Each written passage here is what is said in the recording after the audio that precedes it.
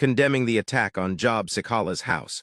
A call for genuine political reforms. By Innocent Moindisvo and Hira. The suspected petrol bombing of opposition leader Job Sikhala's home in Chitungwiza last night is a stark reminder of the dangers that continue to stalk Zimbabwean politics. As the nation looks ahead to the 2028 elections, this attack serves as a chilling warning of the violence and intimidation that opposition members may once again be subjected to if urgent reforms are not undertaken. Political violence has long been used as a weapon to suppress dissent and tilt the playing field in favor of those in power. The attack on Sikhala's house is more than just an act of intimidation.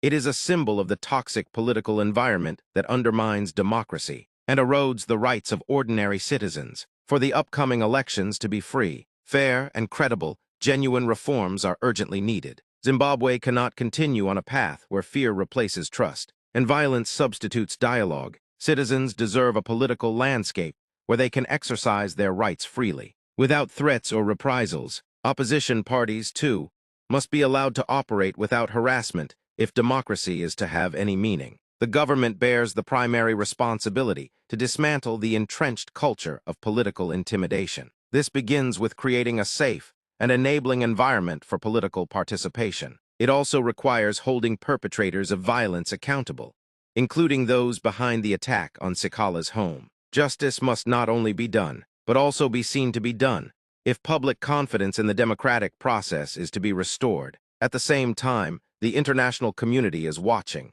Zimbabwe has repeatedly pledged commitment to democratic principles and human rights. Yet incidents like this cast doubt on the sincerity of those promises. The 2028 elections will serve as a crucial test of whether the government is willing to uphold the will of the people and ensure a peaceful contest. This moment calls for unity and courage among Zimbabweans. We must refuse to normalize violence as part of our politics. Instead, we must demand leadership that values peace, stability, and accountability. The attack on Sikhala's house is not just an attack on one man.